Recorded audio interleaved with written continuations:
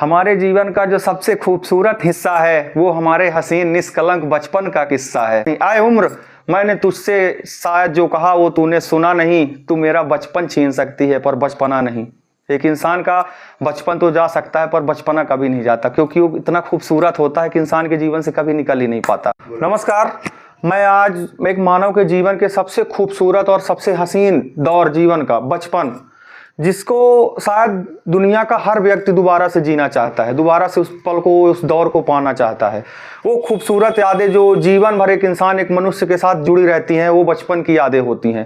वो बचपन में ही सिखाई गई वो कविताएं होती हैं, चाहे अंतरिक्ष की पहली जिज्ञासा देने वाली ट्विंकल ट्विंकल लिटिल स्टार की पोयम हो, या चंदा मामा की कविता हो, या मछली को जल की रानी बताकर जीवन में जल और जीव जंतु के संरक्षण के और प्रकृति के संरक्षण की बात करनी हो। वो हर एक खूबसूरत यादें, या एक भाषा की शुरुआत करने वाली ABCD हो, हमारी मातृभाषा हिंदी को सिखाने वाली काका की एक शुरुआत, एक बेस या बुनियाद हो किसी भी भाषा को सीखने की। वो जीवन के एक ऐसे महत्वपूर्ण दौर होता है जहाँ की सीखी चीजें, जहाँ के सीखे संस्कार, जहाँ के सीखे हमारे अंदर जो मर्यादाएं, जो एक व्यक्ति के अंदर जो भी अच्छे सद्गुण और नैतिकता की बात होती है, वो उसकी शुरुआत होती है एक मानव के जीवन की शुरुआत से और बचपन से। वो बचपन एक यादों के साथ साथ एक सीखने का, एक चुनौतियों का भी दौर होता है। वो चुनौतियां बच्चे के साथ साथ उसके पेरेंट्स के लिए भी बहुत ज़्यादा चुनौतियों का दौर होता है, जहां से एक हर माता पिता के जीवन में ये इच्छा होती है कि हम अपने बच्चों को अच्छे संस्कार, अच्छे नैतिक दायित्वों के साथ साथ एक अच्छे गुणी और सद्गुणी इंसान में उसको बदलें, वो आगे जाकर अपने साथ साथ इस सामाजिक जगत की भलाई का कार्य कर सके। क्या चुनौतियां होती हैं एक माता पिता के सामने जब बच्चा सीखने की स्थिति में पहुंचता है? वो 2 वर्ष, 3 वर्ष, 4 वर्ष, सीखना तो बच्चा शुरू कर देता है जब से वो पैदा होता है। एक बच्चा तभी बोलता है, वो चाहे 2 वर्ष, 3 वर्ष की उम्र में बोलना शुरू करता है, जब तक वो पर्याप्त अपने दिमाग में, अपने मेमोरी में पूरा भंडार एकत्रित कर लेता है, वो चीज़ों को समझने का, संवेदनाओं का, अपनी इच्छाओं का, या इस चीज पे क्या रिएक्शन देना है। वो बच्चा तभी बोलना शुरू करेगा जब उसके अंदर पूरी स्मृति तैयार हो जाती है, उसके बाद वो बोलना शुरू करता है। एक बच्चे को हम ये समझते हैं कि जब वो बोलना शुरू करेगा उसके बाद हम चीजें सिखाएंगे, वो अपने बोलने के समय से पहले बहुत सारी चीजों का भंडारण कर लेता है। इसलिए हमारे अंदर, या एक माता पिता के अंदर, माता पिता की जिम्मेदारी होती है कि बच्चों को शुरू से ही, जब वो बोल नहीं रहा है, देख रहा है, ऑब्जर्व कर रहा है चीज़ों को, तब से लेकर उनके सामने हम कैसे संयमित रहें, क्या चीज़ें उनको सिखाएं, ताकि वो एक ऐसा भंडारण तैयार करे और जब बोलना शुरू करे तो उसके अंदर कुछ ऐसी स्मृति वापस से ना छूट जाए जिसको वो जीवन भर बाहर ना निकाल पाए। क्या चुनौतियां होती है एक माता पिता के सामने, उन चुनौतियों पर आज हम चर्चा करेंगे। क्या चुनौती है, उस चुनौती पे क्या करना चाहिए एक माता पिता को, एक बच्चे का क्या दायित्व हो सकता है। वो सबसे पहली चुनौती होती है कि बच्चे को क्या सिखाएं, कैसे सिखाएं और कहां से सिखाएं, कौन सा उसके लिए अच्छा स्कूल चुने, कौन सा ऐसा स्थान हो जहां बच्चा एक अच्छे माहौल में रह के अपनी शिक्षा या अपनी जानकारी को अच्छे तरीके से इकट्ठा कर सके या पा सके। प्राथमिक शुरुआत होती है बच्चे की एक स्कूल जाना, घर से सीखना। कहां से सिखाएं? सबसे पहले शुरुआत होती है अपने माँ बाप से, परिवार से। वहां से वो संस्कार सीखता है, वहां से अच्छे सद्गुण सीखता है, वहां से नैतिकता सीखता है। वही चीजें उसको आगे जाकर एक अच्छे सद्गुणी व्यक्तित्व में परिवर्तित करती है। सबसे पहली चुनौती होती है बच्चे की कि उसको समय से जगने की चुनौती होती है। एक छोटा बच्चा देर तक सोता रहता है सुबह, उसके लिए सबसे प्रमुख चुनौती होती है कैसे वह सुबह उठ के, माँ बाप कैसे सुबह जगा के उसको कच्ची नींद तोड़ के कैसे ले जाके उसको तैयार करें, स्कूल पहुंचाएं। दूसरी चुनौती होती है आजकल जो हमारे समाज में माता पिता के सम्मुख या बच्चों के सम्मुख जो एक सबसे बड़ी चुनौती आ रही है, गैजेट्स, जो इलेक्ट्रॉनिक गैजेट्स हैं, उनका हम कैसे इस्तेमाल करें। उसके लिए सबसे जरूरी या माँ बाप के समक्ष सबसे बड़ी चुनौती उत्पन्न होती जा रही है कि बच्चों को इस मोबाइल से या इस टेक्नोलॉजी से या इस मनोरंजन की दुनिया से कैसे हम जोड़ें, या कैसे उसको एक ऐसा युक्तियुक्त उपयोग पे ले जाएं जहां से बच्चा उस चीज के प्रयोग से गलत मार्ग पर ना जाए, या उसके अंदर या उसके दिमाग में, उसकी स्मृति में कोई भी गलत चीजें प्रवेश ना कर जाएं, जहां से बच्चा आगे जाकर उन्हीं चीजों का उपयोग करके अपने जीवन के लिए कोई बड़ी बाधा उत्पन्न ना करे। वो होता है एक दौर, या बच्चों से ज्यादा उसके लिए संस्कारित होने की आवश्यकता होती है माता पिता की। हम क्या करते हैं, आजकल नग्नता का, फुहड़ता का दौर ऐसा है। आजकल हमारे मोबाइल में ऐसे ऐसे सोशल मीडिया प्लेटफॉर्म चल रहे हैं जहां पैसा कमाने के लिए ऐसी ऐसी नग्नता परोसी जा रही है। वहां बच्चों के लिए नहीं, वो हमारे लिए सबसे बड़ी चुनौती का दौर है कि हम क्या देख रहे हैं। हमारे सामने कोई मोबाइल चल रहा है, कोई रील्स या शॉर्ट्स आ रहा है, कोई नग्न अर्धनग्न या फूहड़ बदतमीज कोई भी किसी भी किस्म की लड़कियां आई या कोई भी व्यक्ति आया, वो नग्नता प्रदर्शित किया, हमारी उंगली थम जाती है उसको आगे बढ़ाने में, 4 बार 6 बार उसको देखते रहते हैं। वही चीज जब हम देखेंगे, वही चीज हमारी डिमांड जाएगी किसी कंपनी के पास, वही हमारे पास भर भर के सप्लाई आएगा। जब हम नग्नता देखेंगे, हम फुहड़ता देखेंगे, तो हम बच्चों को उस चीज से कैसे दूर रख सकते हैं? हम अपने सामने बच्चों को मोबाइल उपयोग करवाएंगे तो एक बार मना कर सकते हैं। पूरा दिन आज हम अपनी जिम्मेदारियों से बचने के लिए बच्चों को मोबाइल फोन थमा देते हैं कि बच्चा अपना देखता रहेगा, हम अपना काम करते रहेंगे। वो बच्चा वही चीज देखेगा जो हम देख रहे हैं। हम तो समझ रहे हैं कि ये चीज अच्छा है बुरा है, माँ बाप ही नहीं समझ पा रहे हैं, तो बच्चे कहां से समझेंगे?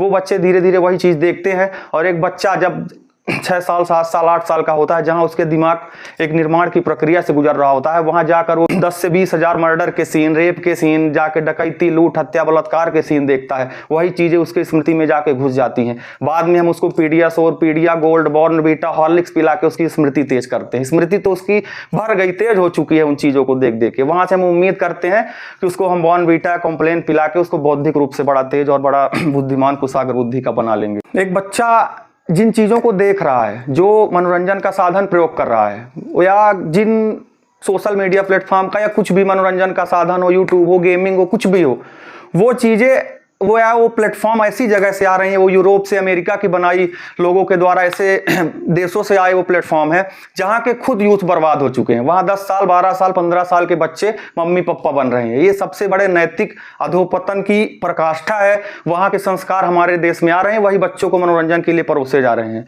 जहां एक माँ बाप या एक बच्चा, जो भी माँ बाप के द्वारा दिए जा रहे संस्कार बच्चों को या उपयोग किए जा रहे जो भी मनोरंजन के जो भी साधन हैं, हम सरकार से उम्मीद नहीं कर सकते कि सरकार उन चीज़ों को हमारे बच्चों के लिए फिल्टर करके भेजेगी।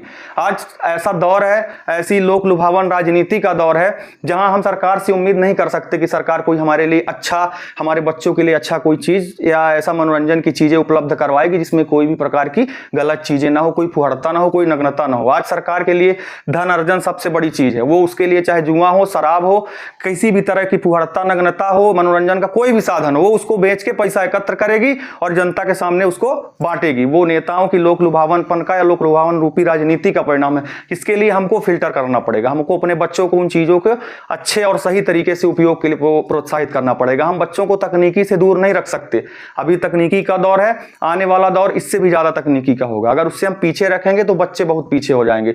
उसका उपयोग होना चाहिए, पर क्या सही तरीके से उपयोग करें, बच्चे कैसे करें, उसके लिए माँ बाप को जागरूक रहना सबसे ज्यादा जरूरी होता है। दूसरी सबसे बड़ी बात होती है, माँ बाप के समक्ष एक बहुत बड़ी चुनौती। आज का जो दौर है वो मोहब्बत, जो बच्चों की या बच्चे से जो माँ बाप मोहब्बत करते हैं, प्रेम करते हैं, वो शायद उतना, वो प्रेम से ज्यादा एक छुच्छंदता होती जा रही है। जहां दिखावापन तो प्रेम में बहुत ज्यादा है कि बच्चे को कोई छू दिया, कोई कुछ बोल दिया तो माँ बाप की जान निकलने लगती है। पर जो बच्चे के लिए सही फर्ज क्या है माँ बाप का, बच्चे के लिए सही चीजें क्या है, वो जब करने की बात आती है तो मोहब्बत फीकी पड़ जाती है। पहले के माँ बाप, इससे पहले की वाली पीढ़ी के माँ बाप अपने बच्चों को संस्कारित रखने के लिए उनको मारते थे, उनको सही तरीका में लाने के लिए उनको समाज के साथ, समाज का डर, एक माता पिता, समाज के साथ साथ ईश्वर का डर, कई सारे जो बंधनों को डर में उनको रखा जाता था, उनकी जम के पिटाई की जाती थी। बच्चों में मारपीट का भी बहुत ज्यादा असर पड़ता है। अगर माँ बाप ठीक से उनको दंडित नहीं करेंगे तो बच्चे बिगड़ जाते हैं। बच्चों को सही रास्ते में रखने के लिए ये कभी ना सोचे कि इससे हमारा प्रेम कम होगा, हम बच्चों को मान नहीं रहे, या कोई भी व्यक्ति देखेगा तो उसकी नजर में ये लगेगा कि अपने बच्चों को प्रेम नहीं करता। जब तक ठीक से दंडित नहीं किया जाएगा, बच्चे सही रास्ते पर नहीं आएंगे, उनमें अराजकता बढ़ती जाएगी। इसलिए दंडित करना भी बच्चों को बहुत जरूरी है, भी एक प्रेम का हिस्सा है, क्योंकि उससे हमारा फर्ज पूर्ति होगी और बच्चा हमारा जीवन में अपने जीवन को अच्छे तरीके से विकसित कर पाएगा। उसके अंदर एक समाज का डर भी होना बहुत जरूरी है। आज के माँ बाप क्या करते हैं, बच्चों को समाज से अलग थलग रखते हैं कि हमारा बच्चा पड़ोसी के पास ना जाए, वो किसी और व्यक्ति के बच्चों के पास ना जाए, उसके साथ संगति ना करे, खेले नहीं, वो अपने घर में बच्चों को रखेंगे, मोबाइल दे देंगे, सारी चीजें दे देंगे, जो करेगा अंदर उससे कोई मतलब नहीं। पर वो बाहर नहीं जाना चाहिए। वो स्कूल में जा रहा है, तरह तरह की विचारधारा की, तरह तरह की पृष्ठभूमि के बच्चे आ रहे हैं, उनके साथ संगत कर रहा है। वो माँ बाप को संगति कभी पता नहीं चल पाती है। बच्चे का एक विचार किस रूप में जा रहा, किस ओर जा रहा, वो कभी पता नहीं चल पाता। वो चीजें पता चलती हैं समाज में, आस पड़ोस से, घर से, वहां से हम बच्चों को दूर कर रहे हैं। बच्चों के अंदर ये डर खत्म हो जाता है जैसे जैसे बड़े होते जाते हैं कि हमको कोई पड़ोस में भी जानता है। वो जाके कल को चौराहे में, पार्क में, कहीं भी बैठ के वो चीजें करते हैं, अश्लीलता फैलाते हैं, नग्नता फैलाते हैं, क्योंकि उनके अंदर किसी भी व्यक्ति का ये डर नहीं रहता कि हमारा कोई पड़ोस का है, कोई हमारा रिलेटिव है जो हमारे जाके मम्मी पापा से बताएगा तो हमको लोग बुरा समझेंगे। ये डर समाज से आता है, हम वहां से बच्चों को दूर कर रहे हैं। फिर चीजें क्या आती हैं कि हम ये सोचते हैं कि इसको अच्छी कॉन्वेंट स्कूल में पढ़ा देंगे, अच्छा ट्यूटर लगा देंगे, वो शिक्षा अर्जित कर सकता है, पर जो मूल्यविहीन शिक्षा आएगी वो हो सकता है उसको एक अच्छा नैतिक और सद्गुणी व्यक्तित्व बनाने की अपेक्षा उसको इस ओर या ऐसे रास्ते, ऐसे मार्ग की ओर धकेल दे जहां से वो धनार्जन तो करेगा। क्योंकि एक ऐसी कॉन्वेंट शिक्षा पद्धति, इंग्लिश मीडियम जो भी चल रहा है, उसके द्वारा ऐसा दिमाग में डाला जाता है कि धन अर्जन या भौतिकता ही सर्वोत्तम चीज होती है। इंसान के जीवन में रुपया, धन संपत्ति जरूरी है, पर मरना भी सत्य है, बीमारी भी सत्य है, सामाजिक संबंधों का हाथ से होना भी सत्य है। अगर वहां नैतिक रूप से हम मजबूत नहीं रहेंगे तो हम उस धन का उपयोग कभी भी अपने समाज के लिए अच्छे तरीके से कभी भी नहीं कर पाएंगे। एक बात होती है कि बच्चों में शिक्षा के साथ साथ उनके अंदर धर्म का भी एक लगाव जोड़ना बहुत जरूरी है। धर्म, हमको ये नहीं होता कि हम आडंबर रूप में जब बताएं बच्चों को धर्म डाल डाल के उनको आस्तिक बना दें, वो किसी काम के लायक ना रहे, पूजा पाठ, ऐसा नहीं होता। धर्म मानव को दंड में रखता है, दंड के डर में रखता है कि अगर हम ऐसा कोई काम करेंगे तो भगवान नाराज होंगे, हमको दंडित करेंगे। वो उसके लिए सबसे जरूरी होता है डर। धर्म मानव के अंदर डर जो पैदा करता है, वो डर मानव को सही मार्ग में चलने के लिए अग्रेसित करता है, उसको प्रेरित करता है। आज ऐसा जो टेक्नोलॉजी है, ऐसे मनोरंजन की दुनिया का दौर चल रहा है जहां पहले मूवियां बच्चों के अंदर एक संस्कार उत्पन्न करती थी, चाहे वो बॉर्डर में लगे एक सैनिक की आत्मसमर्पण की बात हो, या माता पिता के बारे में बनी मूवी हो, या किसी देवत्व या ईश्वर की बनी मूवी हो, भगत सिंह की मूवी हो। आज की मूवी आ रही है, हेट स्टोरी बन रही है, ब्लडी क्रिसमस बन रहा है, जो बच्चों के दिमाग में ऐसी चीज डाल रही है जहां से बच्चे हिंसक हो रहे हैं, क्रूर हो रहे हैं। गाने, जो इतने खूबसूरत गाने बनते थे, जो आज के गाने ऐसी जगह पहुंच गए हैं, बच्चे, माँ बाप सब एक साथ बैठ के देख रहे थे, चोली के पीछे क्या है, जाति क्या खंडाला, ऐसे ऐसे गंदे गाने, ऐसे गंदी किस्म के गाने बन रहे हैं जो बच्चों के मन में, अगर बच्चा छोटा है तो जरूर जिज्ञासा उत्पन्न होगी कि चोली के पीछे आखिर है क्या। वो माँ बाप से ये जिज्ञासा में जरूर पूछेगा, कि मम्मी या पापा से पूछेगा कि चोली के पीछे क्या है। अगर वो नहीं पूछ रहा है, मतलब चीजें समझ गया, दोनों में खतरा है। जरूरत है कि हम बच्चों को ऐसी चीजें, ऐसे गाने, ऐसे मनोरंजन की दुनिया के साधनों से दूर रखें। उस पर बैठ के मजा ना लेके हमारी बिटिया बहुत अच्छा डांस कर रही है, कोई भी अश्लील फुहड़ता का गाना है जो छोटे छोटे बच्चों को समय से पहले जवान बना देता है। वो विचार से बनते हैं, शारीरिक रूप से इतने दुर्बल रह जाते हैं कि वो जीवन में जब कुछ करने का वक्त आता है तो शारीरिक और बौद्धिक नैतिक रूप से इतने कमजोर या क्षीण हो जाते हैं कि जीवन में कभी कुछ कर नहीं पाते हैं। बच्चा एक प्रेम करे किसी से, उसके पहले प्रेम उसको जानना चाहिए। बच्चा कुछ भी बाहर का खाना खा रहा है, हमारा ये दायित्व है कि बच्चे को उस खाने के बारे में हमको बताना चाहिए कि इस बच्चे, बेटे, इसको खाने के बाद शरीर पर क्या प्रभाव पड़ सकता है, हमारे शरीर के लिए कितना अच्छा है। कहीं भी यात्रा, कुछ भी पर्यटन, कहीं भी हम जा रहे हैं तो हर जगह हमारा एक माँ बाप का, एक पेरेंट्स का दायित्व होता है कि बच्चे के जीवन में, बच्चे के मन में जिज्ञासा उत्पन्न करें। अगर बच्चा सीखने लायक उस उम्र तक बचा रहा तो टेक्नोलॉजी एक ऐसी चीज है जो हर कोई सीख सकता है। आज मोबाइल हमारे पास है, कौन चलाना नहीं जानता, हर व्यक्ति चलाना जानता है, पर क्या सही तरीका है, क्या चीजें उससे सीखना चाहिए, क्या चलाना चाहिए, कोई नहीं जानता। तो क्या मतलब निकला उपयोग करने का, नहीं कर सकता कोई। हम उसको अंदर जिज्ञासा उत्पन्न करें, उसके बच्चे के सामने अच्छे अच्छे सफल लोगों की कहानियां बताएं, उन सफल लोगों का संघर्ष बताएंगे, उन बच्चों के सामने अपना संघर्ष बताएंगे, तो बच्चों के जीवन में एक हर सिचुएशन के साथ रहने की और सहने की उनके अंदर से मजबूत एक इच्छा शक्ति और एक शारीरिक शक्ति उत्पन्न होगी। वक्त से पहले वो हमसे रूठती जा रही है, बचपन की ये मासूमियत ना जाने कहाँ छूटती जा रही है। बचपन सबसे मासूम भरा पल होता है जहाँ हर कोई उस बच्चे से, उस मासूम बच्चे से एक मोहब्बत करता है। वो हर कोई किसी का भी बच्चा हो, एक बच्चा ऐसा वात्सल्य भाव उत्पन्न करता है व्यक्ति के मन में, जो उसको ना चाहते हुए भी प्रेम उसके अंदर सहर्ष या एक प्रेम का संचार कर ही देता है उस व्यक्ति के अंदर। किसी भी व्यक्ति के अंदर वो प्रेम और करुणा भरे एक ऐसे जीवन के दौर में जहाँ बच्चों में मासूमियत होनी चाहिए, क्योंकि वक्त से पहले समझदारी भी बहुत अच्छी बात नहीं होती है। कहा जाता है कि बचपन का समझदार होना और बुढ़ापे का ताकतवर होना दोनों समाज के लिए अच्छा नहीं है। बचपन में अगर बच्चा बहुत जल्दी समय से पहले ही हर चीज़ों के लिए ज़्यादा ही जागरूक हो रहा, ज़्यादा समझदार हो रहा, उससे भी माँ बाप को जागरूक होना चाहिए, माँ बाप को उससे भी सतर्क होना चाहिए कि बच्चा चीज़ें कहाँ से कैसे सीख रहा है, वो बच्चे के लिए कितना उपयोगी है। लास्ट में सबसे बड़े निष्कर्ष की या पूरे व्याख्यान की बात यही है कि माँ बाप को बच्चों से प्रेम तो करना चाहिए, पर बच्चों के साथ होने वाला प्रेम माँ बाप के लिए या उस बच्चे के लिए, समाज के लिए कितना आवश्यक और कितना उपयोगी होगा, वो प्रेम कहीं बच्चों को बिगाड़ तो नहीं रहा है, या बच्चे कहीं जाकर उस प्रेम के कारण खुद का जीवन तो नहीं बर्बाद कर रहे हैं, वो चीज़ें पता होनी चाहिए।